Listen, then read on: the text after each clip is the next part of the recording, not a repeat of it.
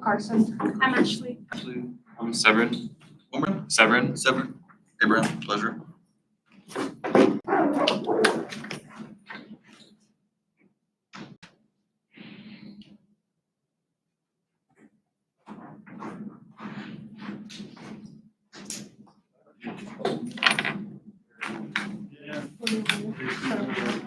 I guess just set up a tripod and we can get some things interesting going on recorded.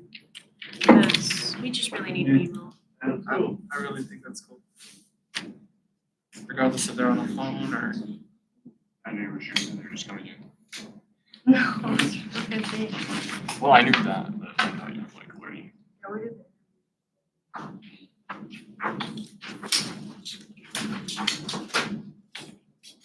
We could probably start the live stream now, though. Oh, it is? Yeah. Hello.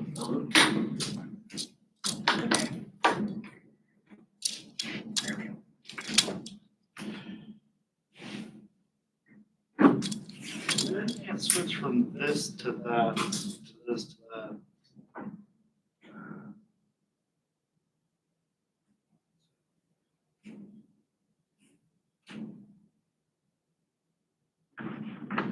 Yeah, we're yeah. Okay. So thank y'all all for coming in today. I know it was pretty rainy, so I really do appreciate y'all coming out. And I wasn't able to be here at the first meeting, but I'm Tyler. I'm the vice president of the Physics and Astronomy Club. I really do apologize about missing out on that, but just a little bit about me. I've been an astrophotographer for 2 years now. I have 2 telescopes, and I was here whenever this club started. So it's kind of nice to see how it's grown from just 5 space nerds to 130 space nerds. So it's been pretty cool. A couple things to talk about is next week. Remember that Friday is our star party.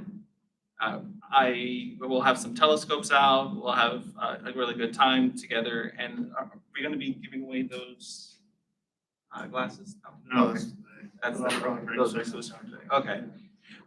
So we just really appreciate y'all coming out and supporting us. And another thing is our bake sale next Tuesday.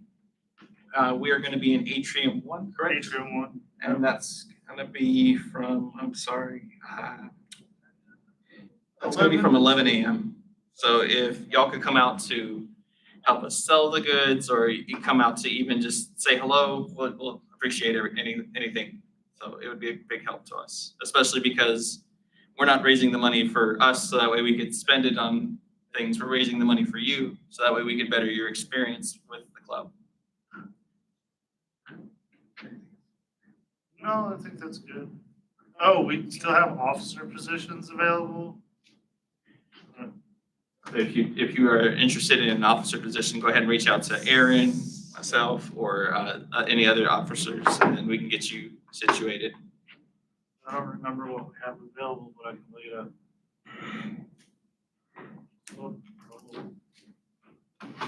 We got newsletter position, SGA, student government representative, That would be nice. secretary, and these 2 are actually crossed out. So right now, we're just looking for newsletter, someone to run that. Our student government rep, that's really important to us because without a student government representation, it'd be hard for us to request funding for bigger projects down the line. And the secretary would definitely support us big time too. Right now, we're kind of a bare bones crew, but Yeah. so if you're interested in helping us out, we'd really appreciate that. All right. All right, take it away, Ryan. All right. There you go. All right. So I'm Aaron. I first want to say, I know there's only one person online right now, but There's gonna be some demonstrations with physical objects, so it might be a little different for y'all. All right, so today's agenda for the presentation is, what is a solar eclipse? The upcoming solar eclipses, when and where to view them, and ways to safely view the eclipse should be eclipses. All right, so what is a solar eclipse? An eclipse is all this stuff. It's basically when one celestial object blocks out the light of another celestial object, or an occultation. Well, let me go back to the eclipse part. So basically, if the moon gets in between the sun, that can be an eclipse, solar eclipse. If the Earth gets between the sun and the moon, that's a lunar eclipse. There's also eclipses on other planets. Sometimes planets where the moon will go in between our view of a star or something like that, and that's also an eclipse. An occultation, I like this one because it's where we get the word cult today. State of being hidden from view or lost from Earth. This is an old word. My favorite one is syzygy, though. It means the nearly straight line configuration of three celestial bodies, such as the sun, moon, and Earth during a solar or lunar eclipse in a gravitational system. That is and I always say this word to people, but is the shortest word in the English language with the most Y's. So this is a little display of the eclipse, of what a solar eclipse would look like. Basically, the moon blocks the view from the sun, and here on Earth we'll get a maximum eclipse, and then in this here, which is the penumbral, we'll get like a partial eclipse. So this is the maximum eclipse in the umbra, and I kind of got this ball and this flashlight to kind of show that. You can kind of see around the side there, there's kind of two shadows. I don't know. See the two shadows? You see that? Yeah. Okay, so the shadow there at the top, that's kind of like the penumbra, and the darker part is the umbra. And that's kind of how we get that here on Earth with solar eclipse.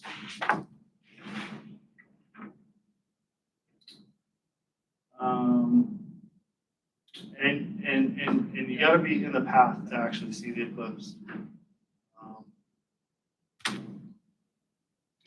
Why don't we have an eclipse every month? First, I'd like to say this is not to scale for everybody. The reason we don't have an eclipse every month is basically because the moon, in its orbit, it's tilted 5 degrees from the ecliptic. And the ecliptic is like that straight line down the middle there. It's kind of like the Earth-Sun plane where they orbit each other.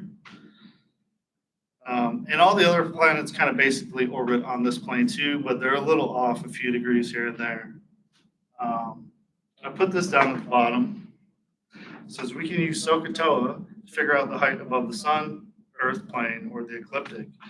And so on the next slide, it's going to talk about perigee and apogee. Perigee is the moon's distance, the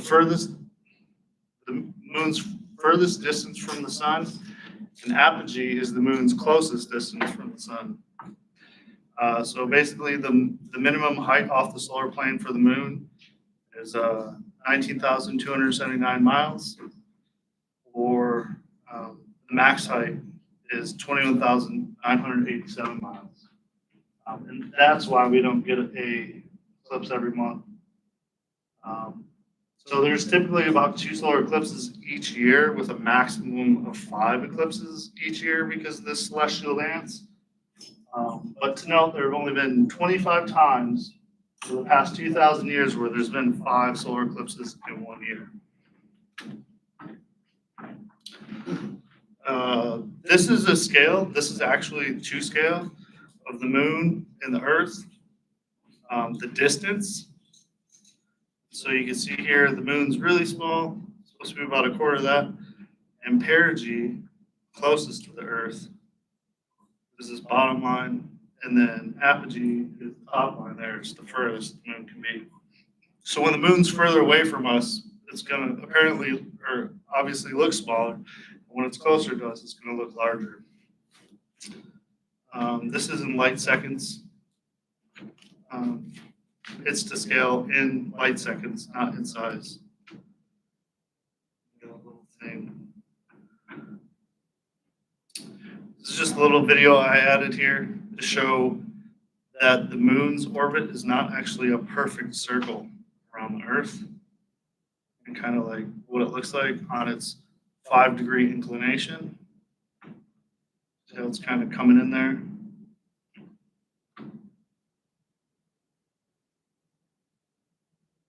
So there's this little wobble that happens. If you look at the Earth-Moon system,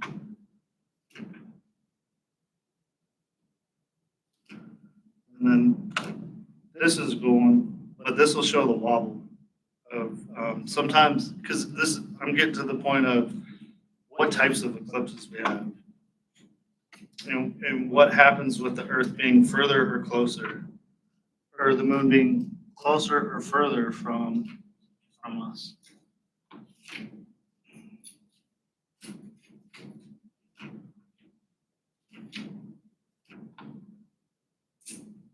But you didn't know that this existed, did you? Planets, trails, orbits. Yeah, so basically, you can look at the moon, Earth system from directly overhead. This blue path is the path the Earth takes around the sun, and the white path is the path of the moon. So I can speed this up here. This is also in real time if you guys are interested. So it does this weird, see how it kind of like does this weird little wobble on there? Yeah. So that's going perigee, apogee, perigee, apogee, perigee, apogee. Which brings us to the next slide. These are the types of solar eclipses. A partial is the penumbral, or was it the umbral? It's when the moon doesn't completely cover the sun, so you get kind of this like crescent phase. An annular eclipse, which is coming up here on the 14th. That's when the moon is further away at perigee, and so it also doesn't cover the moon completely. Or a total solar eclipse. It doesn't have to be at apogee, but it's when the moon is closer to the Earth. Those are the types of eclipses. We got an annular eclipse coming up on October 14th, 2023. We have a total solar eclipse coming up on April 8th, 2024. However, here in Houston, you'll only be able to see a partial eclipse. So this is the October 2023 annular eclipse path, and this is the total solar eclipse path. You can see you have to be in these little lines here to actually see maximum eclipse. And we are just outside of those. This is the NASA map. It's not, I prefer this map. It's from time and date. You're good. But so this map will show you all the eclipses. You can filter it by solar eclipse, lunar eclipse, or both. To get to that, you go to sun and moon at the top, drop down eclipses. It'll pull up this page. You can scroll down to get to this page. And you can come down to here. So this one here with the picture, solar eclipses worldwide next 10 years, that's how you get to this. This one will show you this, and you can come here onto this beautiful map. I love this map. And you can click anywhere on this map. So this is for planning for the eclipse that's coming up. I'm traveling outside of Houston just so I can see totality. You can click right here, anywhere on the map, and it'll show you what the eclipse will look like from where you're at. For those of you at home, if you're planning on seeing this, look now. Yeah, especially for the total coming up in April of next year. Or you could type in a place. Christie State Park. And it'll show you exactly where on the map that is. You can hit the layers button and it'll show you where the best place to go is for cloud cover. It's gonna be kind of cloudy here. It says it was 60% of the time for our spot. Yeah, it's about 50-60% of the time.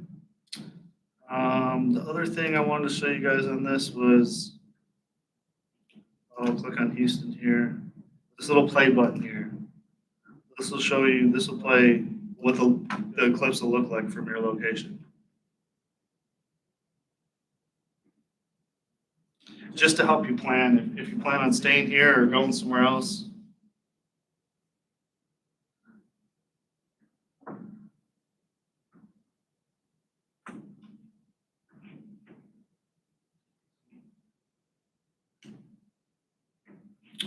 Okay, so that's partial.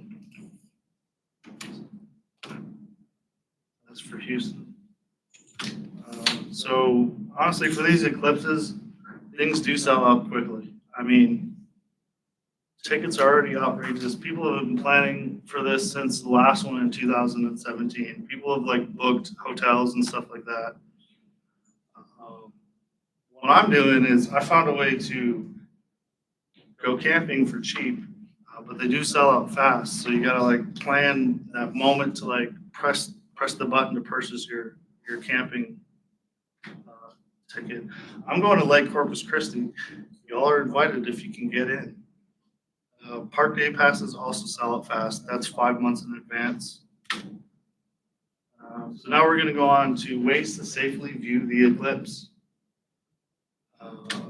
Can anybody spot the incorrect solar viewing practice?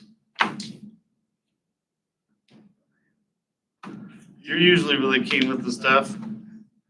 I see some guy on the left picture just staring at it without the glasses. I don't even see him. Yeah, he's taking his glasses off, I think. All right, so I put a check mark on that one because I couldn't find nobody. I put a check mark on the solar filter. I put a check mark on the solar telescope. I put a no on the finder scope because the finder scope doesn't have any solar protection. I was here this day too. I didn't say anything about like, yeah, you should probably take the solar or the spotter scope off. So one thing is you're not supposed to look at the eclipse or the sun. Fail to practice eye safety can cause severe permanent damage. If you're going to be getting eclipse glasses, it should have this ISO number or this ISO symbol, which is the standard for International Organization for Standardization, and it should be this ISO number. Basically, that's going to block out like almost all the light, like 99.9%, so you can safely view it. I did get some eclipse glasses that I was going to pass out to people today. You want to do that? Two. So if you guys are not around anybody with a telescope or anything, you can safely look up at the sun with these. So do not bend these or scratch these or tear them. If you do, they're no good. If you plan on buying like a better kind, they have like plastic ones and stuff like that. Make sure you're getting it from reputable dealers. A lot of these places are like Alibaba or something. Just looked bad when I was going through them. I was looking for the NASA approved ones. Can anybody spot the good and bad solar viewing practices here. Good, bad, good. I couldn't find anybody staring at the sun. This was all that came up. So if you're not going to use solar glasses and you already have a telescope, you can purchase solar filter. I have one here. Basically what it does, I'm gonna make this bright. You can't see any of this light coming through, all right? That cuts out 99.9% of the sun. This is made out of glass. And they make them specifically for your telescope. Like you have to get the sides so they can screw down and clamp down. Those are called white light solar filters. Basically, all they do is they filter out all the white light. You can get them for binoculars if all you got is binoculars. They're probably they're not super expensive. They used to be cheaper, $179.99. I mean, I think it's worth it. If you're rich and you got a telescope, you can spend a couple grand on these. These go over your eyepiece or under your eyepiece and into your eyepiece slot. It's H alpha, meaning it blocks all the light except H alpha, hydrogen alpha, narrowband light. Or you can buy this on Amazon or anywhere. You're going to want to make sure it's from a reputable dealer. It's called Bader Solar Film. It's also a white light filter. To give you kind of a different idea of what white light to hydrogen alpha filters are, this is the difference. So this is the white light over here. You really can only see the sunspots. With the hydrogen alpha, you can see the granules, the veins, the sunspots, the prominences, solar flares, all that kind of stuff. These are solar telescopes. I have one of these. But you can purchase, $749 is the cheapest, or if you got a lot of money, $107,000. That's engineer money right there. Yeah. But those are also all H alpha type. But it's the good view of the sun. On a budget, no problem. If you have a telescope and you can't afford something like that, you can basically make a solar projection. Yeah, you're not going to look at it through the eyepiece with this at all. Basically, the light from the lens is going to take it and refract it and project it on something. I mean, you could look at it, but probably only once. Yeah, it's like you can eat anything, but some things you can only eat Exactly. once. You can drink lava, but just once. Yeah. Or if you're really lucky. Nice if you're really lucky. So this one gets a green check mark. That looks pretty cool. Pinhole projection. This is, if you can see this guy, he's making little holes with his hands. You can see how it's kind of crescent shaped down there, Yeah. That's true. right? I took these in 2017. You can see all the little crescent sun, the moon is going in front of the sun. It was just a lawn chair like this. That's cool. I thought that was like some bumpy surface. Oh yeah, it's the bricks. Here's a better picture. The bricks. Holes can be made by leaves. So this is from the other day. See how these are nice circle holes on the fence? Over here, this is during the eclipse. Basically, the leaves kind of do that and act as pinhole projectors. Some people got creative. So I think this is a Ritz cracker. I don't know. Ritz cracker, yeah. Or he used like a colander, anything with holes. Or you can make a pinhole projection box. It doesn't have to be a shoe box. I prefer shoe boxes because I got big feet, so it's a big box. Basically, you make this is where you would look through it, and then you put a pinhole somewhere in here, and it projects it on the other side. I actually made this one the other day. Took me about 30 minutes to make. That's because I was taking pictures, all sorts of other stuff. You can pass that around if you want for people to look at it. What you'll need is a box, some white paper. That's where your yeah, you can add it to the yeah.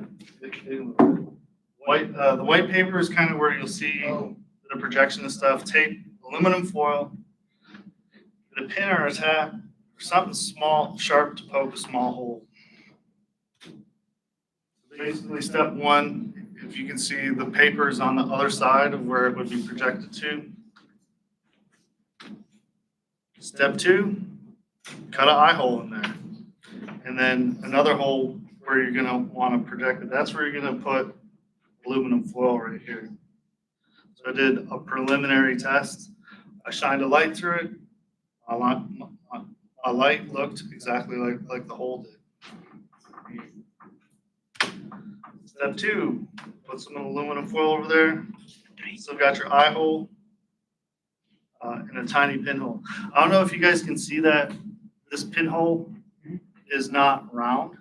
It's kind of square diamond shape, right? So I did a test with a flashlight with this, and I put my thumb in there to kind of like simulate the moon going in front of the sun, kind of like an eclipse. But you can kind of see that these shapes in here on the projection, it kind of mimics the square of that. And I finally got to test it out this morning with the sun. I don't know if you can see how good of an image that is, but this is just inside that box. And this is the spot that I pointed at. I pointed it away from the sun like this. So it's shining behind my back.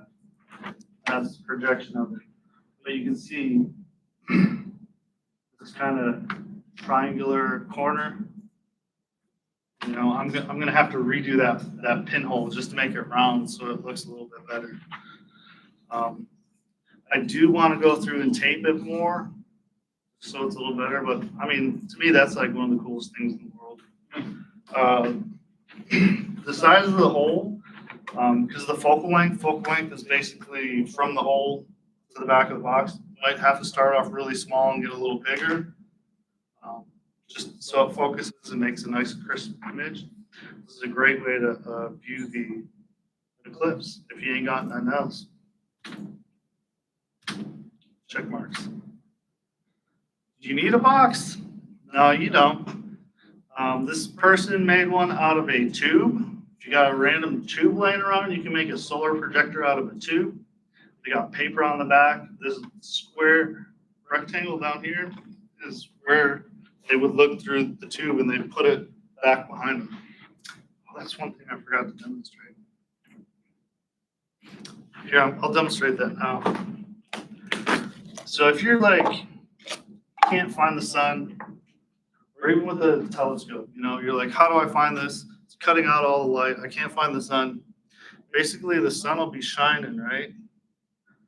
And the way you find the sun is you make the shortest shadow. Smallest. Smallest shadow. It's just going to be a circle like that. Like this, that, and back and forth. That's kind of how you do it. If you have a telescope or if you're going to make one of these. You saw that? This person here, they made just cardboard or paper. Looks like folders. And they're projecting the sun that way. This is something you can make.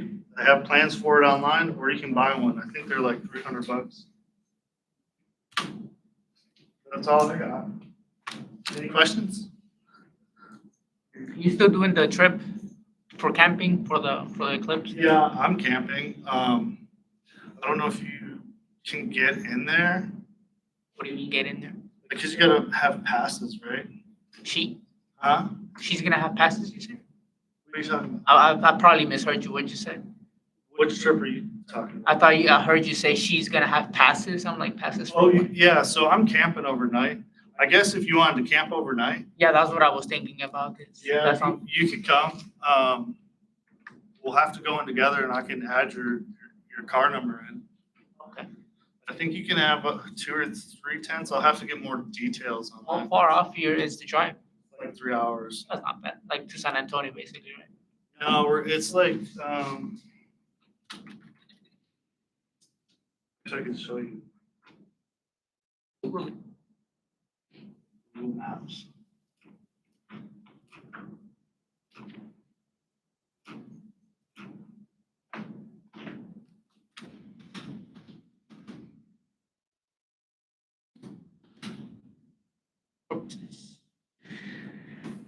Yeah, this is where it's at. You're still coming? Yeah, Yeah, I want to go. yeah, so it's about, Oh shit, nearly getting to McAllen. yeah, 3 hours, oh, it's 3 hours and 41. 55 minutes of flight, $260. You're gonna fly there? I'll pick you up from the airport.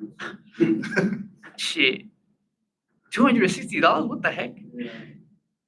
Yeah, so if people wanna come and there's day passes available, you can always come and find me. I'll have a telescope with one of these white light solar filters. I'll have something like that, a solar viewer. I got a solar telescope. I got an electronic telescope that has solar filters on it. Solar glasses. What else? And probably just doing dumb stuff, with like my hands and paper, stuff like that. So everybody's invited. When exactly are you going, brother? 14th, well, the 13th. Driving out the 13th. Literally within less than a month at this point. Yeah, it's less than a month away now. I'm also gonna get tickets for camping for April 8th. I'm gonna have it already reserved and just be able to hit click. That's it. Yeah, so, Okay. I'll let you know. okay. 13 days. Another question, but it's worth mentioning, if you don't have like a shoebox lying around, if you go to certain stores, you just ask them for like cardboard boxes where their merchandise comes from. I used to work at Home Yeah. Depot and Lowe's, and so many times I had customers like, hey, can I just take one of your cardboard boxes for whatever reason? You can make them out of like cereal boxes too, or anything, like literally anything. Anything box shaped? Yeah, anything box. If you happen to have a welder's mask, that also works. Yeah, you can. Yes, and I've done that. It's not recommended because it doesn't cut out all the light. So like you're still squinting, it's still bad practice. That's why I didn't put it in here. Yeah, it doesn't block everything, but it blocks most It's things. supposed to block what, like just the bright light from It the whenever blocks you, plasma arcs or like but not UV, probably not UV. probably not UV, and that's the So main you're still thing. looking at the sun, but now it has like a critical. You don't wanna look at fire. UV straight, like, So I was on a Navy ship when Venus crossed the sun during a transit, and I didn't have anything, but people need to weld on the ship. I took a welding mask and I was like, so it works, but it's not recommended. Also use your safety squints. Yeah. It's a no, not a green check mark.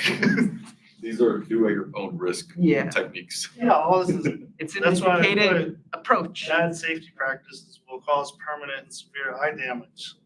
Promoting, Immediately or after? I don't know. I I'm think just it's very- kidding. We're just finding excuses to look at the sun straight and. Not recommend that. If you want to look straight at it, you can only do it twice, one per eyeball. Oh, yeah, you're right. Yeah, crazy. Shorter than I thought it would be. There's a lot of those people that would have been too. At least it stopped raining. Are you guys, any questions? No. Are those links available? Like, is that just like I can find it on NASA and search Can like? you just instead of the sun? Yeah. What's the, which links? The one where you pulled up like the map and then the one that had all the circles and you like clicked on the Earth and then it showed it closer. Like the, Oh, this? This, Nice. is that what you're talking about? Yeah, kind of like there was two different maps, and one of them was like of the solar system, I think. Oh, yeah. And then hang there was the one where you could see what you'd see of the eclipse. Okay, so, if you can write this down or something, maybe. It's called time and date, and just put solar eclipse.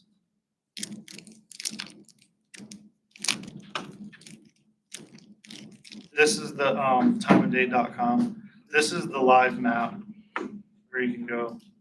It's gonna be insane, just letting everybody know, like, traveling to this little red area is gonna be insane. There'll be people parked on the side of the road on like highways and stuff. People plan this stuff out years in advance. Can you share these on the Discord? Yeah, I can. I can put them in Discord. We still haven't figured out what's going on with Discord yet. I have no idea why it's down. The other one, It's down. nobody can get in. Do you know anything about why Right. nobody can join now? No, there shouldn't be a Yeah, limit. We're only at like 130. Well, I'll make a new link. Sure.